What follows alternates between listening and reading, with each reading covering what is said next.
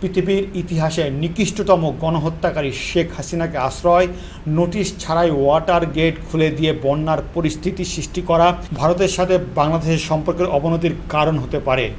এই বিষয়ে বাংলাদেশের জনগণের কাছে স্পষ্ট ব্যাখ্যা দিতে হবে। হঠাৎ বন্যা পরিস্থিতি তীব্র আকার ধারণ করেছে বাংলাদেশের ফেনী, নোয়াখালী ও কুমিল্লা অঞ্চলে। সবচেয়ে ভয়াবহ অবস্থা দাঁড়িয়েছে ফেনীর ফুলগাজী, পরশুরাম ও ছাগলনাইয়া উপজেলায়। বন্যার পানিতে তলিয়ে গেছে বাড়িঘর, রাস্তাঘাট, ফসলি জমি। এখনও হাজার হাজার মানুষ পানিবন্দী অবস্থায় রয়েছে এই সব জায়গায়। এমন পরিস্থিতিতে এইসব এলাকা পুরোপুরি বিদ্যুৎহীন হয়ে পড়েছে, বন্ধ হয়ে গেছে মোবাইল নেটওয়ার্কও।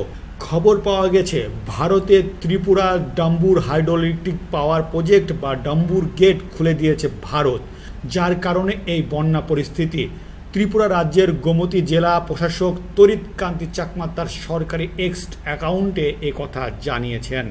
ফেনীর নিম্নাঞ্চলের বাসিন্দারা বলছেন, এই এলাকায় 1988 সালের পর বন্যা পরিস্থিতি এতটা ভয়াবহ হয়নি আগে কখনোই।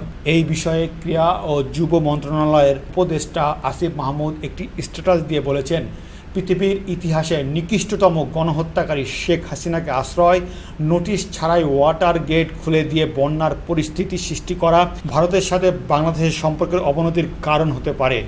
এই বিষয়ে বাংলাদেশের জনগণের কাছে স্পষ্ট ব্যাখ্যা দিতে হবে।